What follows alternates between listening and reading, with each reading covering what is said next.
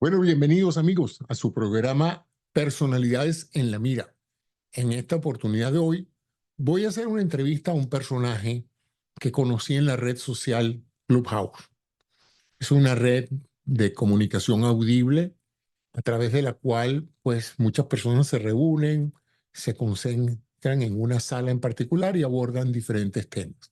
Y allí he tenido la oportunidad de conocer personas muy interesantes de todas partes del mundo hablando sobre muchos temas. Y ya llegó mi invitado de hoy, y se trata de Fernando Quiroga. ¿Cómo está, Fernando? Bienvenido. Me, Hola, muy bien, muchas gracias. me complace tenerte por aquí. Creo que por aquí vamos a tener una mejor comunicación que la que teníamos antes. Sí, sí, sí. Un poquito, Fernando, le estaba comentando aquí a los invitados a mi programa de Personalidades en la Mira el hecho de dónde te conocí, aquí en Clubhouse, y de que a lo largo del tiempo hemos desarrollado una estrecha amistad que yo atesoro bastante porque eres un individuo sumamente culto, inteligente y sumamente nutritivo porque aportas unos contenidos excelentes y eso quería compartirlo con mis invitados de hoy. De tal manera de que quisiera que tú mismo te presentaras y nos hablaras un poco de cómo llegaste a Clubhouse, a esta plataforma de redes sociales. Tú eres más o menos de mi generación y me gustaría conocer qué te motivó a ti en esta etapa de tu vida, porque esto de las redes sociales no tendrá para nosotros más de 8 o 10 años. ¿Qué te motivó a meterte en este mundo cibernético después de haber tenido una trayectoria profesional? Y háblanos un poco sobre ti para entonces entrar en materia de lo que me gustaría hablar contigo, que es sobre tu especialización, o sea, cuál ha sido tu trabajo y del tema que te apasiona más conversar. Bueno, esto de Clubhouse empezó un poco antes, un poquito antes de la pandemia. Aquí en España la cosa se empezó a mover muy fuerte, por ejemplo, a través de los médicos, precisamente, porque había un grupo de médicos bastante grande que se comunicaban básicamente por Twitter y que también abrieron un canal en Clubhouse para comunicarse. Yo como llegué allí, pues llegué a través de la música, llegué a través del conservatorio, o sea, el conservatorio de música que yo trabajé toda la vida, estaban difundiendo unos programas canadienses que llamaban Notion, y yo estaba de tester allí en Notion. Y entonces estaba testando los programas y todo esto, había una persona en Twitter que sabía que yo hacía este tipo de cosas, actividades así, para probar aplicaciones y cosas de este tipo, y entonces me pidieron que hiciera de tester primero en Twitter y después en Clubhouse. Es una cuestión que empezó, digamos, como si yo brindara un servicio que era totalmente gratuito, que lo hacía por la vocación de la comunicación y que empezó con ese programa de música, digamos. Yo he sido siempre profesor en un conservatorio de música. Y a partir de aquí, pues, se fue diversificando porque luego llegó la pandemia así muy fuerte que nos aislaron a todos y yo seguí haciendo mis clases por internet, online. Hacía las clases por Meet, que era una aplicación que nos habían puesto los profesores para impartir las clases cuando estábamos enclaustrados aquí en Cataluña, porque aquí nos cerraron a cal y canto en un momento determinado, un viernes, me acordaré toda la vida. Llegué al conservatorio y me dijeron que me marchara a mi casa porque estaba toda la sociedad en cuarentena, ¿no? Muy bien, ¿me estás escuchando? Sí, sí, perfectamente. Bueno, te comentaba entonces que ¿qué has encontrado en Clubhouse? ¿Qué es lo que te motiva a hacer esas salas tan maravillosas sobre diversos temas? Abordas temas sobre música, abordas temas sobre literatura. Eh, ¿Qué encuentras en esta etapa de tu vida como de valor de poder llegar a más personas con tu conocimiento y tu experiencia? Bueno, en Clubhouse encontré un ambiente, eh, digamos, como muy receptivo. La gente era muy receptiva a los temas de historia, que a mí me interesa mucho la historia, porque básicamente los estudios que tengo yo son de música, era un profesor de conservatorio, digamos, un grado superior de música, y luego me puse a hacer una investigación sobre un instrumento musical del finales del siglo XVI en Italia, Y esto me llevó por otro camino, me llevó por el camino de la historia, ¿no? Y entonces en Clubhouse encontré un ambiente sumamente receptivo en los dos sentidos. O sea, podíamos hacer programas monográficos con Gustavo Navas y con el grupo que estamos allí y tal. Y al mismo tiempo, pues comunicarnos con la gente. Conocí mucha gente de Clubhouse, conocí bastantes personas de Clubhouse que pasaron por aquí por Barcelona y mantuve contacto con ellos y tal, ¿no? El motivo pues, fue simplemente cuando yo me jubilé, al cabo de poco tiempo de empezar la pandemia fuerte aquí en Cataluña. Yo vivo a 40 kilómetros de Barcelona y entonces, digamos, la necesidad de comunicación, porque yo de golpe, digamos, estaba hablando con 50, 60 personas todos los días en el conservatorio, con los padres, con los alumnos, con los profesores, con el equipo directivo, con la gente del departamento, y de golpe estábamos enclaustrados. Y entonces una vía de comunicación con los demás, y aprovechando un poco también todos estos conocimientos de la historia, que siempre me ha interesado mucho la historia, sobre todo el trabajo que yo hice en la universidad, pues fue sobre un instrumento italiano de finales del 16. Pero claro, la historia es una especie de explosión de conocimiento y de curiosidad impresionante y me fui por todos los caminos que iban marcando los mismos usuarios de Clubhouse, que me preguntaban cosas, se planteaban un tema, hay incluso temas de historia contemporánea. Hace poco tiempo hicimos un programa precisamente sobre la situación de Venezuela y bueno, de todo tipo, ¿no? Me indujo a investigar, digamos. Los temas que iban saliendo, que no me eran siempre familiares, me indujo a investigar, me puse a leer muchísimo sobre historia y los programas de música eran una cosa que se me daba naturalmente, porque yo hacía programas de música clásica, que es lo que siempre he enseñado en el conservatorio. Esas dos actividades, digamos, y en medio iban saliendo cosas, porque también no solamente de música clásica, sino que hablábamos, yo qué sé, de música venezolana, de música de la época, bueno, de la época actual, de música folclórica venezolana y de todo tipo, ¿no? Se fue bifurcando la cosa. ¿Qué ha representado para ti? Porque presumo que, como en el caso mío, hemos pasado la vida enseñando a personas de nuestra cultura, de nuestro país, ¿no? ¿Qué ha representado para ti el hecho de la multiculturalidad de esta plataforma que te permite escuchar un mexicano, escuchar un colombiano, escuchar un peruano, conocer más a los venezolanos, ciertamente? ¿Qué ha sido esta experiencia de que tu voz y tus conocimientos lleguen a personas de otras nacionalidades, de otras culturas?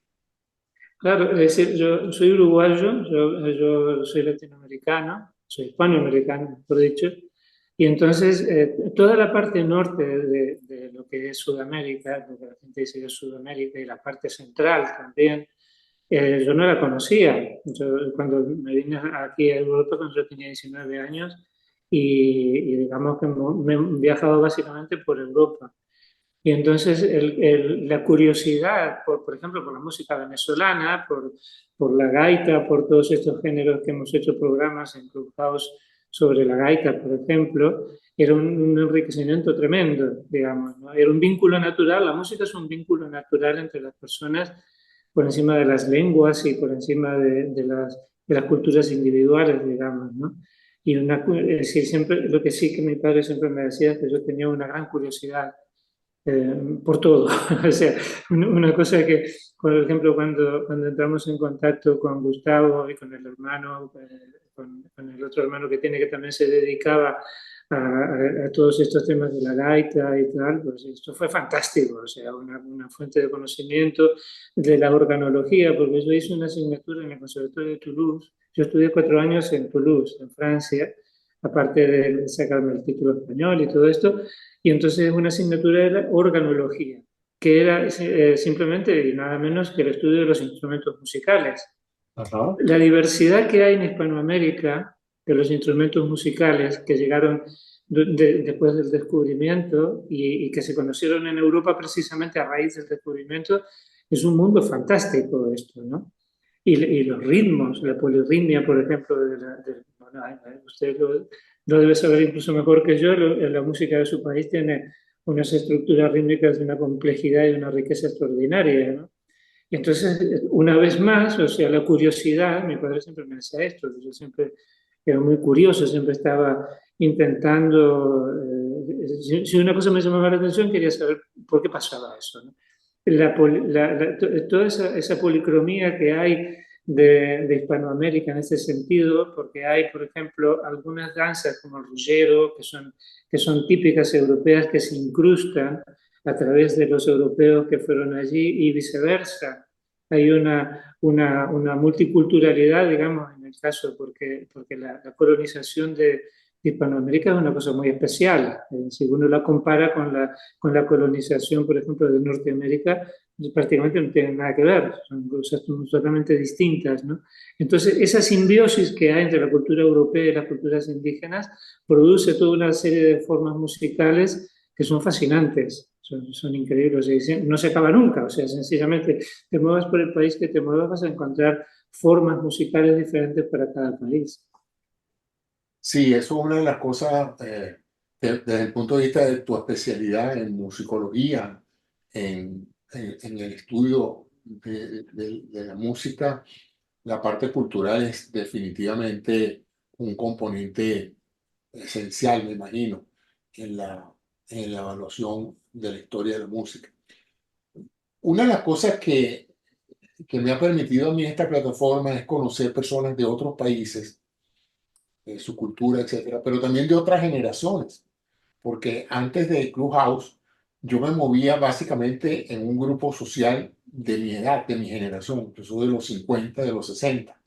Pero aquí en Clubhouse uno tiene la oportunidad también de interactuar con mucha gente joven, gente incluso después del año 2000, los millennials, ¿no? ¿Cuál ha sido la importancia o el interés que tú has desarrollado por exponerte a ese tipo de, ¿cómo diríamos?, de perfil de personas jóvenes? O tú interactuabas con muchas personas jóvenes antes, pero en este caso con personas de diferentes países, porque aún siendo uruguayo, los jóvenes de hoy de todos estos países no se comparan con la gente de nuestra generación, son toda una nueva versatilidad entre el idioma, la música que escuchan, los valores culturales, etcétera. ¿Cómo pondrías tú en perspectiva el valor que para una persona de tu generación y la mía representa exponernos a otras culturas y a otras generaciones? Sí, bueno, esto en este sentido tenía una cierta ventaja, porque es decir, aquí en Cataluña y en España en general, en la península en general, que siempre ha sido un país de migraciones desde la época de los romanos. O sea, y entonces es muy rico el tema, ¿no? O sea, por ejemplo, en el conservatorio, yo he estado más de 40 años enseñando en un conservatorio de música, en un conservatorio oficial de música, y he tenido alumnos de Colombia, de Venezuela, de Siria, de lo que usted quiera. O sea, sencillamente, España siempre ha sido una especie de pasaje natural de los países que es un poco fuerte decirlo, pero países que entran en crisis políticas muy fuertes, entran en Europa a través de España. Y esto ha estado pasando desde la época desde los árabes, o sea, aquí. Y entonces, digamos que acostumbrarme a las edades, ya estaba acostumbrado, porque yo cuando entré en el conservatorio yo qué sé, en el año 77 entré en el conservatorio como profesor, entré en un conservatorio que era elemental en aquel momento y que se hizo profesional con el tiempo, o sea, con la base de las titulaciones de los profesores se fue a pedir el grado profesional. Y entonces las edades no eran ningún problema, porque son gente muy joven, yo estaba más que acostumbrado, además yo cuando llegué a España tenía 19 años, o sea, y entonces el otro elemento es esa pluriculturalidad que supone incluso por los grupos españoles, ibéricos y europeos que fueron a vivir a Sudamérica durante todo el periodo de la colonización, por ejemplo, por esos mismos grupos, estaba en contacto antes cuando vivía en Uruguay y estaba en contacto aquí en España cuando llegué. Eso es lo que tenía más fácil, digamos. El idioma, la cuestión del idioma, esa policromía que hay todo el vocabulario, por ejemplo, que a veces aquí en la península la gente no lo conocía, pero que nosotros lo conocíamos porque éramos sudamericanos.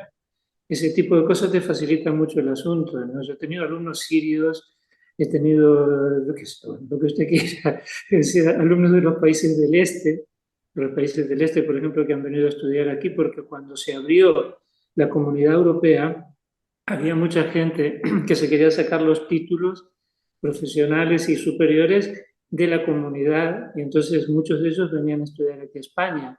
He tenido alumnos checoslovacos, alumnos polacos, lo que quiera. Y entonces, bueno, es que España siempre ha sido así, a través del tiempo. O sea, es una tierra de pasaje, por decirlo de una manera, de la misma manera que desde Europa, desde América pasaba lo mismo. O sea, cuando los países tienen problemas políticos, históricos importantes, digamos, cuando comienzan las crisis en Hispanoamérica, mucha gente, el aluvión, digamos, que es el que vengan desde allí, ¿no? Y al revés, nosotros hicimos lo mismo. Es decir, por decirlo de una manera, los hispanos que vivían aquí en Europa, mi abuelo, por ejemplo, mi abuelo migró cuando tenía 14 años a Uruguay. Entonces esto, a través de la música es un lenguaje, es decir, le podemos dar la vuelta que queramos, pero es un lenguaje como estamos hablando usted y yo en este momento. La gente habla a través de la música, habla con la letra de las canciones, pero también con las formas musicales. Es decir, hay unos estudios, ¿quién fue? Había un guitarrista y un compositor venezolano, que usted seguro que lo conoce, ahora no me viene el nombre de la cabeza, que me explicó, por ejemplo, la evolución del rullero. La evolución del rullero, que es una forma musical totalmente europea que se incrusta en Venezuela.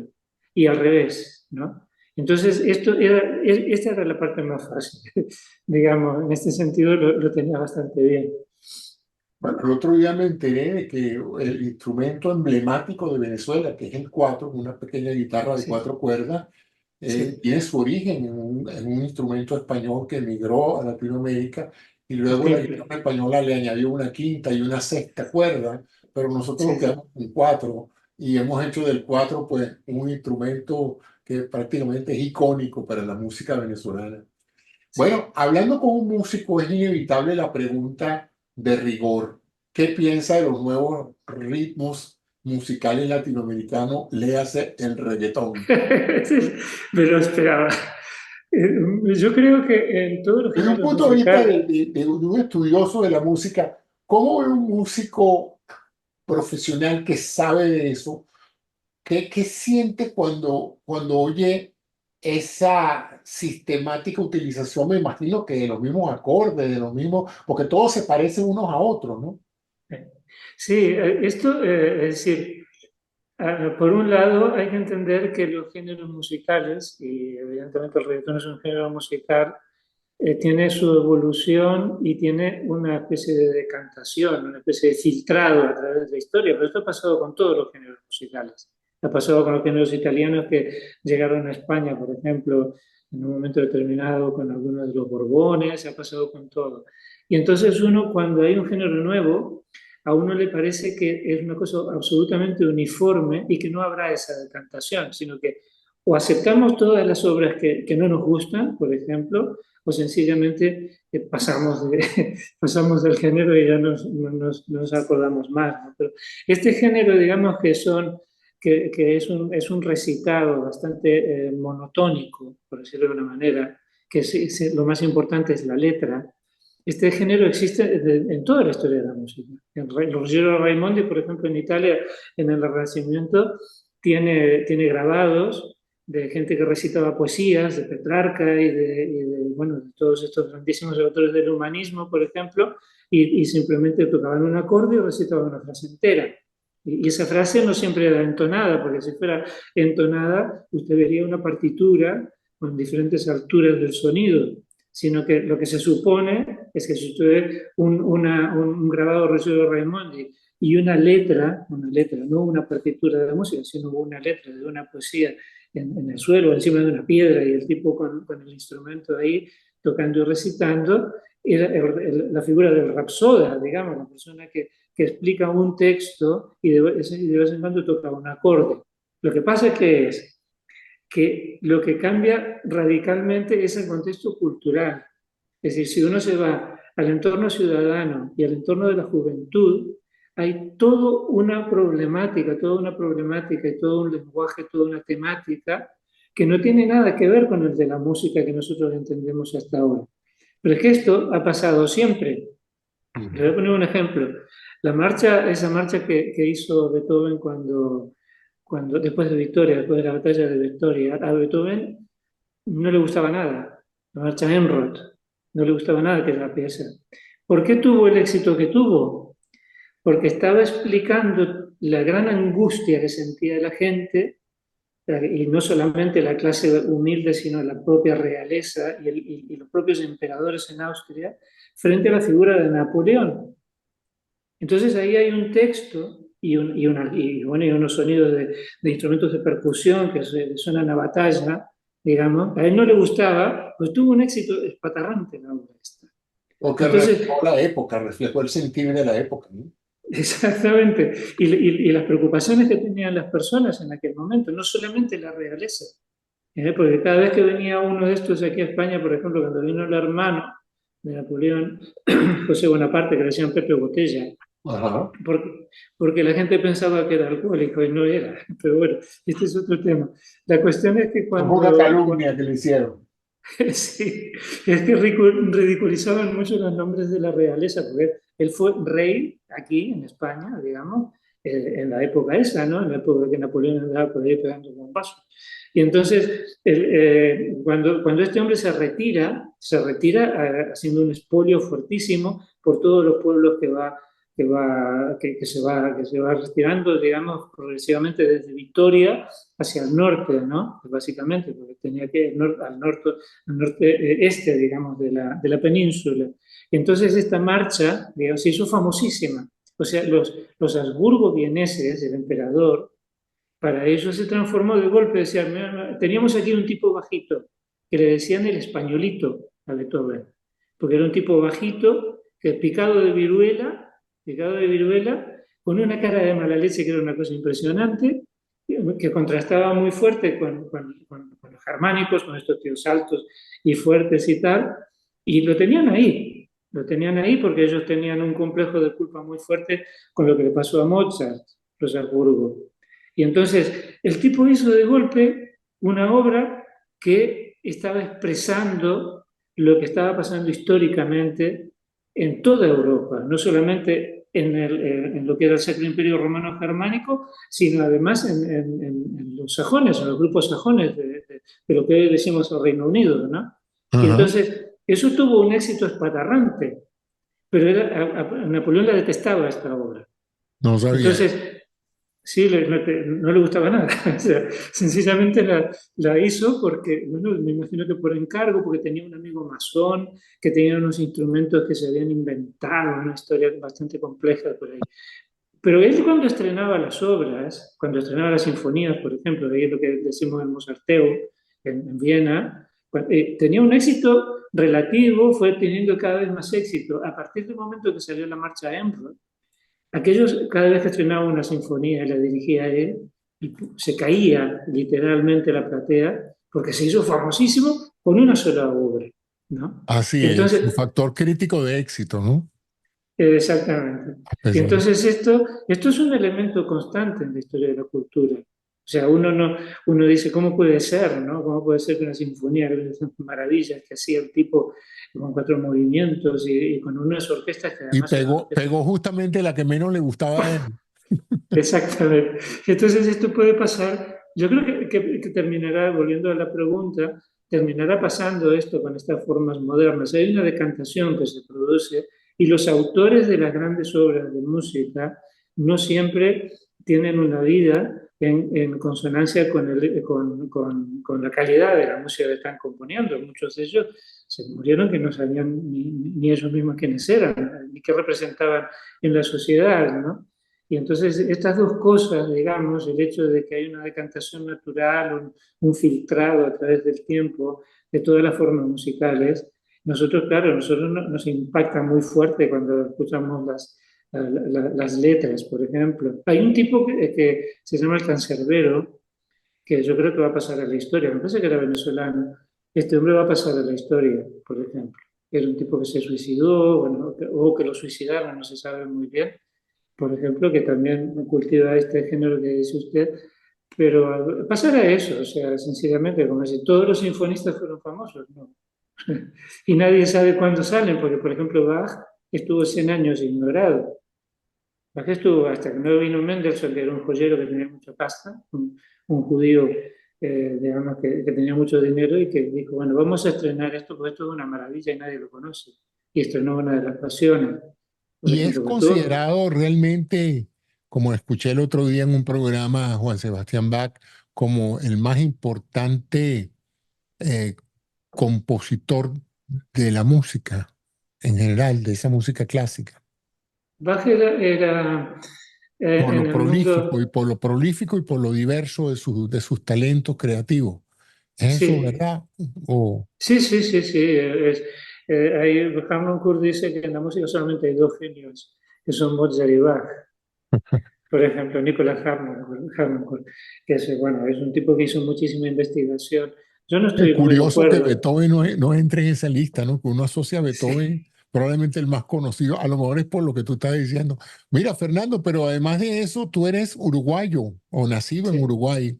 Y te iba a preguntar, ¿qué me puedes decir de la Sociedad de la Nieve? El Uruguay está ahorita en la palestra mundial con una película extraordinaria sobre un evento insólito que ha marcado pauta y que ha puesto el nombre del Uruguay y de los uruguayos en boca de todo el mundo actualmente, ¿no? ¿Viste la película? sí, sí, sí. Y vi la otra también, la Viven. ¿Qué te Y, pareció? ¿Qué te y bu- pareció la manera en que el director español, por cierto, interesante, es Allende catalán. español, presentó la historia de nuevo, que la ha hecho conmovedora? Si la primera es Sí, asombrosa, la segunda película es conmovedora. Es imposible no sí. llorar de la emoción con la segunda película, con esta actualmente, La Sociedad de la Nieve. La Sociedad de la Nieve, sí, bueno, el director el director de la fotografía, también son catalanes, son de aquí de Barcelona. Los dos. Mm.